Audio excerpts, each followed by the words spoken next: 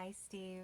Jenna Pinkstone, the Southern Oracle, signing on and syncing up with you for your Oracle reading.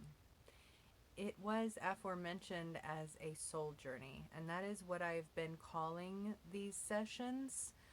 But honestly, your Oracle card reading kind of sent me into kind of an introspective mode of self-analysis for myself.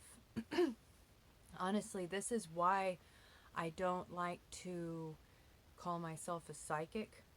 I think it's a loaded word. I think it has a real, it has a connotation of someone who has something above everybody else, a seer, someone who can see and depict or foresee anything that's about to happen or analyze, someone who has this ability above others. And it's why I've always steered away from the word, because during all of these encounters, during these sessions that I share with another individual soul signature, when I sync up to their auric field, it's something also, always, no matter the type of session, of which I've had many different types, many different experiences, it's always something that teaches me as well. I am able to glean wisdom for myself. And a real epiphany struck me recently, like almost exactly right after your oracle card reading, and it was something that was kind of spurned into existence because I embarked on that journey with you. That this entire experience, it has nothing to do with me charging for this embarkation, this shared co-creation that imbues lots of wisdom into each of us if we choose to seek that out. But what it is that I have decided to charge for is my time. Not the actual experience, but just my time as a human being. And it's opened up this entirely new revelation. And I'll tell you what it is that I've been meditating on from your oracle card reading that was able to catalyze this for me. It's such an incredible it's so incredible whenever there are two individuals with two completely separate human lives, of which I know very little about yours and you know very little about mine. And it's not so much that we need to share those little nitty-gritty details with each other in order to understand each other in an entirely different way than even we understand ourselves at this juncture. And that is why I choose this work. That is why this is so sacred to me, to be able to share this with others like yourself. But getting back to the wisdom that was gleaned for me and what it is that I plan on delving in deeply with you today during this 30-minute oracle reading, is the concept that was expressed in your Death Valley card. This, what was immediately very apparent about this card and the wisdom that it was expressing to us, was how incredibly still everything can be, while at the molecular level the movement is very swift. It's so fast, because that is what burns us, is it not? With a fire or boiling water, when enough heat is applied to the surface or to the space or to the water, right? Or to the trees, whatever the heat is applied to, the only thing we think of heat as its own separate identity, but it's actually just a different state of beinghood, is it not? The heat is simply all of the molecules moving, speeding up, is it not? It's not that the heat is its own separate identity. It's not that at all. We almost think of heat in kind of the AKASHIC experience of all of the memory held within our DNA. We think of heat as almost a god, something that we seek, something that in the absence of this identity, heat, fire, warmth, hearth, all of these almost universal, doesn't matter which culture you're immersed in, the indigenous understanding of heat is very similar. That which saves us from the predator that lurks in the night, from the cold that will certainly perish if we don't have it. That which heats and denaturizes the proteins, or that we wish to consume, we're almost applying it to our lives as if it's a person, a god, an elevated figure who swoops in and kind of saves the day. But what it actually is, and I can actually see this as we speak about it now, it's a transmutation of what is already there. It is a shape-shifting, or simply an increased cadence of energy, of frequency. It's increasing the frequency of that which is already there. Okay?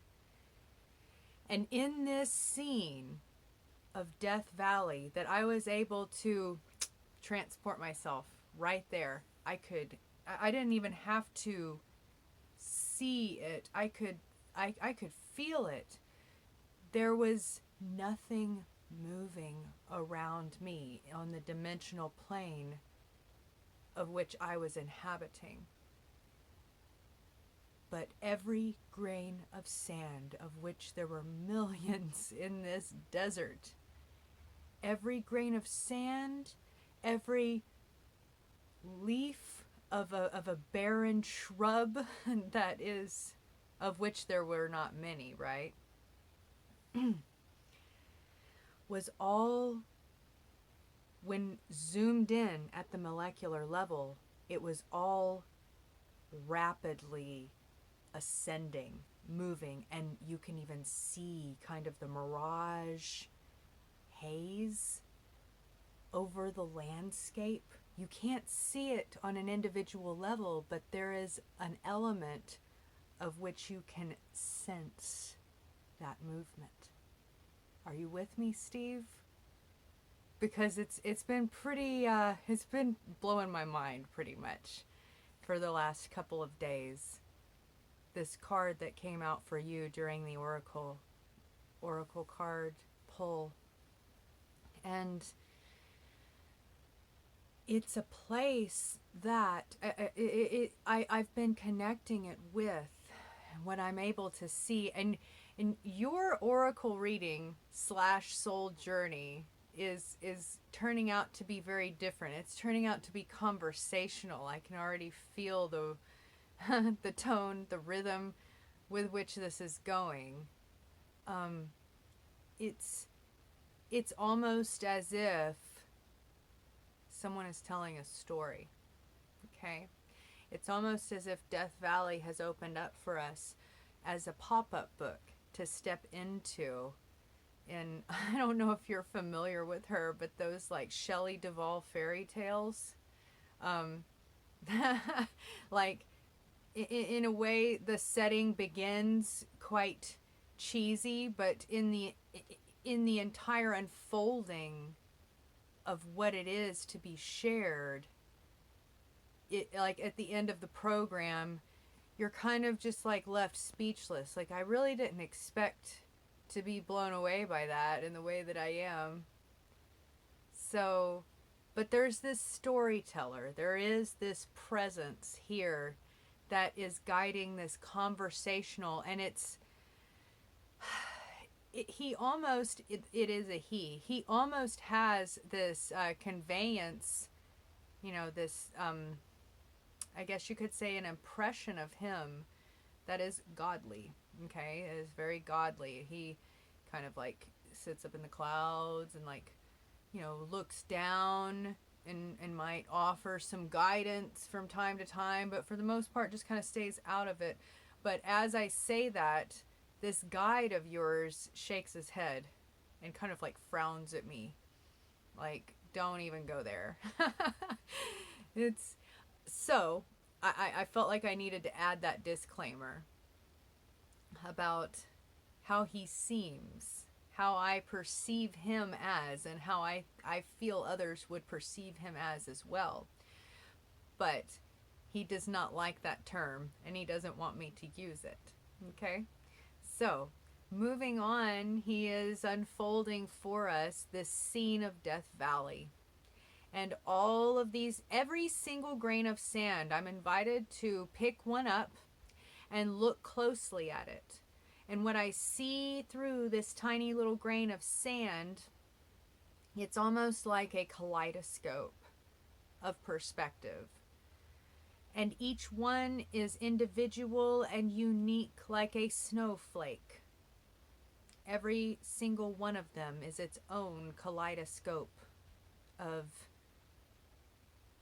incredible landscapes are revealed as. So the perspective is this. It's almost like those, I don't even know what they are, like click-a-pics, okay? Like where you can, like, they were, I had one when I was a kid. I loved it. And you put the little disc inside of it and you can, like, click down the little lever and it, like, turns them around. This is what I'm seeing, but instead of, like, the entire apparatus of this thing that you look through and can see through the transparency of picture, it's every grain of sand in the universe. Okay?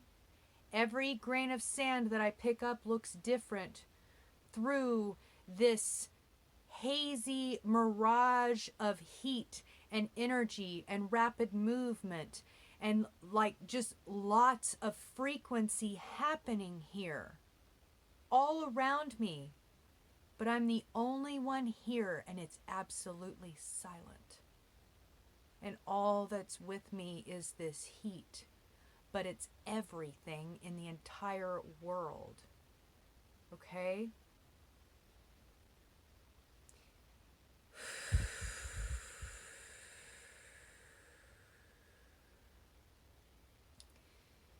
And it's colossal. And yet it's nothing at all. I'm guided to just sit and meditate here because of all that will penetrate my auric field if I do so.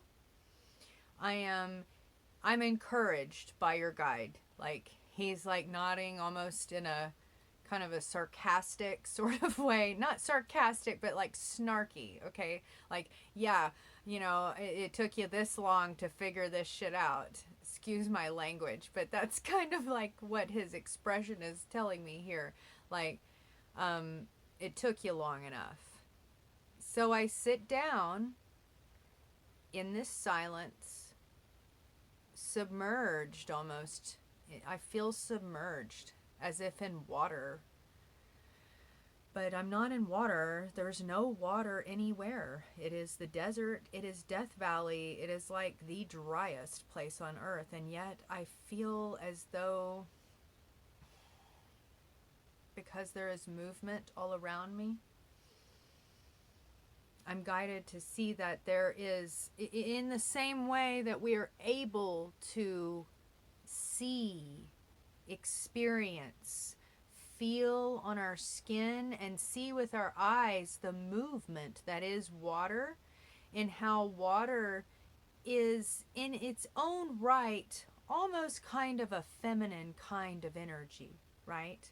But we can actually see it as it moves through the air, right? Like if you have it spurting out of a water hose, you can see the little droplets. Even if they're moving very swiftly, there is some kind of a, what would you call it? Like an indentation in the ether that you can perceive with your human physical, like physiological senses, okay?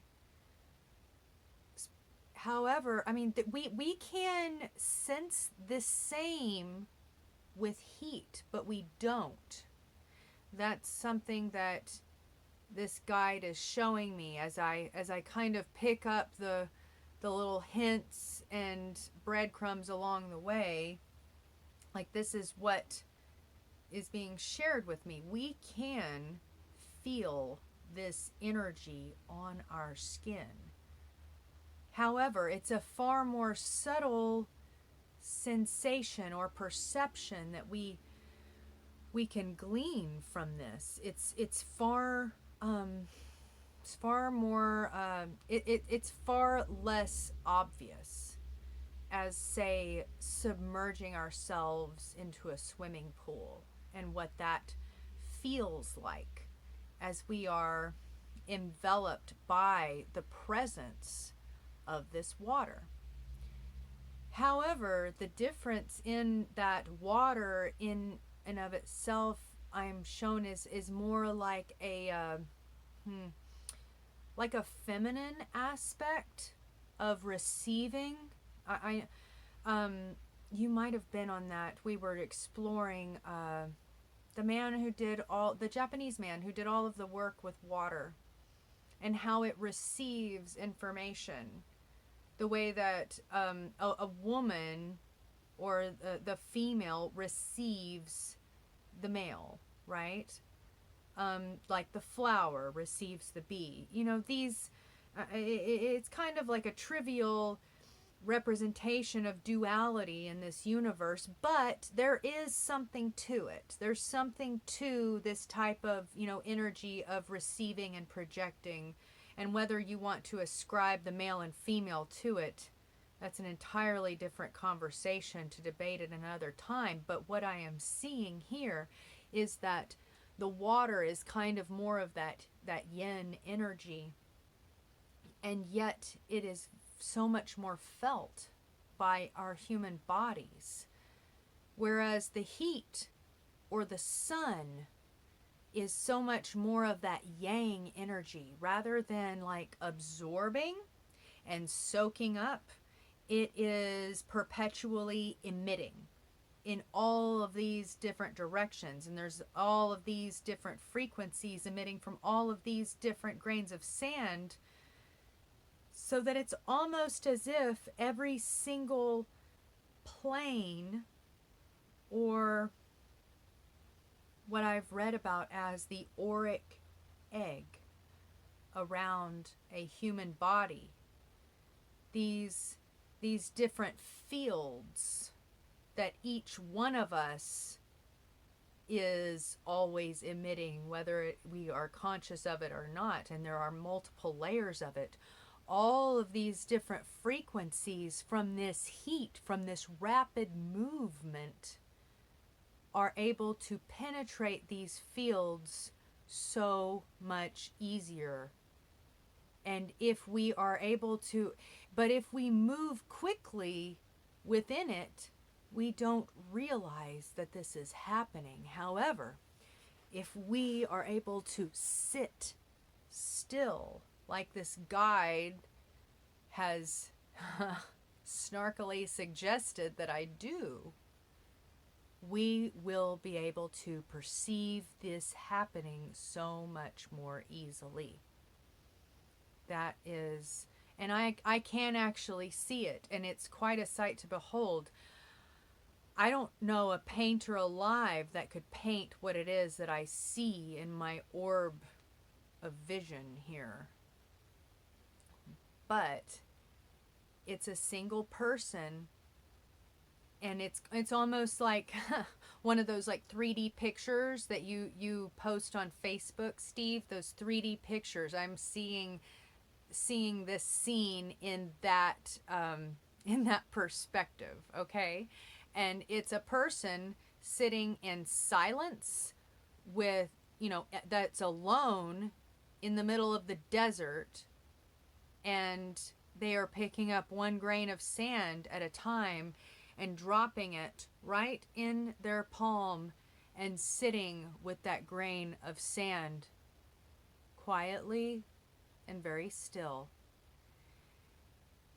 And it's almost as if every other emission of heat in this setting, all across this landscape, these frequencies are continuous.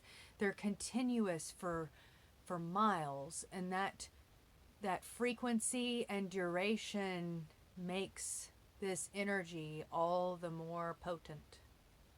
And you are able to feel it in individual, almost like entry points all over your entire body. Obviously, they are concentrated along your chakra line here, but with all of the smaller, lesser energy fields that, if all combined together, the totality of them would equal more than that of just your mainline chakras. Like, they are all interacting with this through the different fields, the auric fields that you are sitting silently and so still with. They are all interacting with this heat simultaneously. You can actually see wavelengths like penetrating this person that is me, that is you. And the stillness in our lives that we're so programmed. We're programmed to fight that stillness like it was death. Like it was Death Valley. So we're programmed to fight that stillness, to resist it, to be productive members of society. These are the lies that are fed to us from very small. And we're made to feel as though sitting still with these frequencies. And as a small child, we would notice them. And if we were given the avenues to express and to collaborate with others about it, it would be something that would develop very easily into adulthood. But we are trained to resist that and only focus around what we call tangible. Time, money, goals, all of these things that are actually, when looked at very closely, not at all tangible, when really, and this is the very interesting thing that's coming through, really the only tangible thing that you could actually touch because it's actually there are these frequencies generated by this heat. And this is everywhere, okay? This is not just in Death Valley. This is not just in the desert where the heat is so abundant. The heat's abundance is there to serve as an example of what is all around us all the time. Heat is simply like what you could call like a prototype to our understanding so that we can see and experience the realness of it, because it is so pronounced. It is so strong. It is the essence of it, the presence of it is so it's so dominantly there that we can't really deny its existence, okay? But it is everywhere all the time, and the amount that we are meant to sit with these frequencies that are out there all the time with us everywhere, we are supposed to be doing this so much more than we do. It's why children daydream. It's why pre all of this, these devices, this technology that babies are now being raised with, children were prone to sit and stare into what seemed to adults like a void. For very long periods of time, that child was connecting with the frequencies that surround it.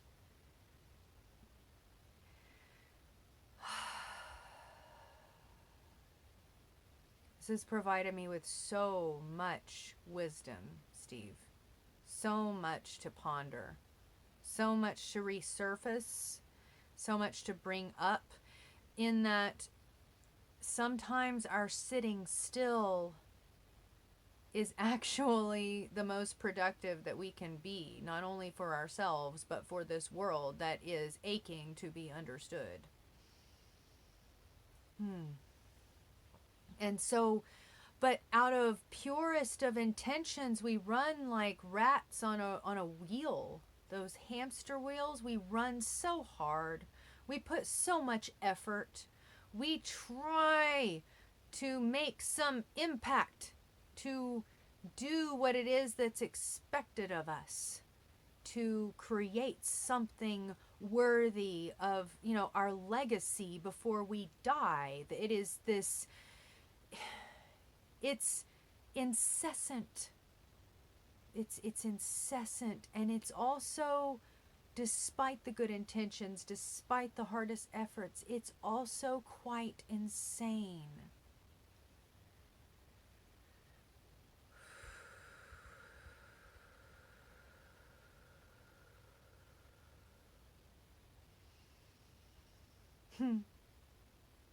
I don't know who this guide is, Steve. I don't do so well with names. I know some people are able to derive names immediately. I have trouble deriving names whenever I journey into myself, whenever I look into my own oracle of understanding for myself. There are beings I come into contact with and I never know their name. It's just doesn't come natural. But I can see him like as plain as day. And he is so happy with us. He is so happy. I don't know if he's an angel. I don't know if he's your guide specifically.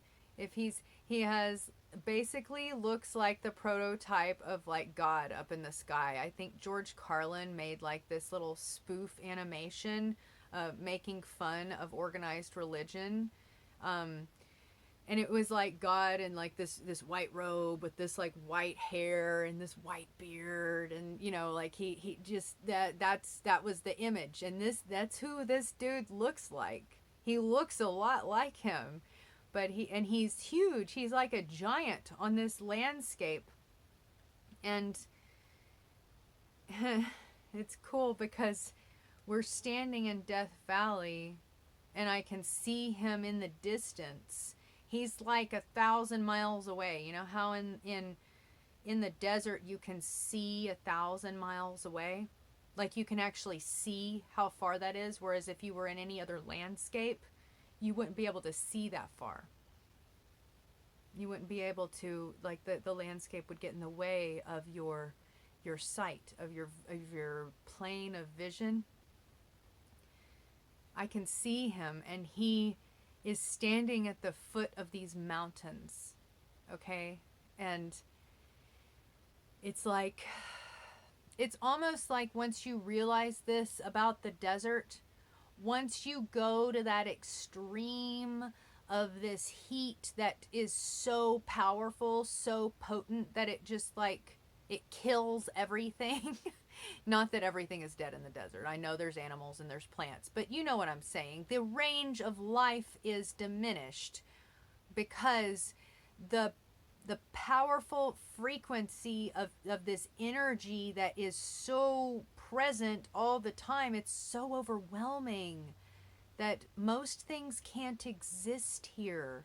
But we as humans, because we are like this overwhelmed state of being, the collective is just like we are at that point of overload that we almost have to bring ourselves here to Death Valley, where it's just so over the top in order for us for it to actually like literally sink in. And I'm seeing like these frequencies like literally they have to be like everywhere all the time, all at once, in this this state of overwhelm to sink in so that we get it, okay, so that we understand. And it works. Finally we download that information into our own Akash so that we can like carry that from one generation to the next and teach our children this, right? But I'm seeing all of this, and he is standing at the base of these foothills, and as soon as we get this, it's like this entirely new, beautiful, it's almost like, I don't know if you're like a Lord of the Rings fan, but like Middle Earth, or just it opens up this entire new world of possibility and range of potential. Is it just unfolds at our feet, and I see like it unrolling like a red carpet, like the entire spectrum of the entire universe unrolls like a carpet at our feet. And what is made available to us in the experiences that we seek, in the wisdoms that we want, not just for ourselves, but to pass on to others. Like, it's like this exponential firework. Like it's like a firework begins the explosion at the middle, and then it just spreads across the sky. It's like a firework that never stops exploding. It's like a flower that never stops blooming. He stands at the foothills of this very like highly varied landscape, and he kind of like gestures like take a look, you can see. And he kind of has like an "I told you so" look on his face. He's kind of a snark. He's fun though. I enjoy interacting with this guide of yours. That's all I can share at this time, Steve. That was a delightful oracle reading. I loved it. I really appreciate you for allowing me to venture into your auric field in that way, and to share with you what it is that I found with my own unique perspective of your incredible spiritual atmosphere. It was an honor. I thank you so much for being a part of the orb of my own individual experience in all of these uncoverings that we are finding together. So I thank you so much, and I look forward to any deliberations as well as feedback and insights that you received from this journey that we took together. Thank you, Steve. This is Jenna Pinkstone, the Southern Oracle, signing off with you today.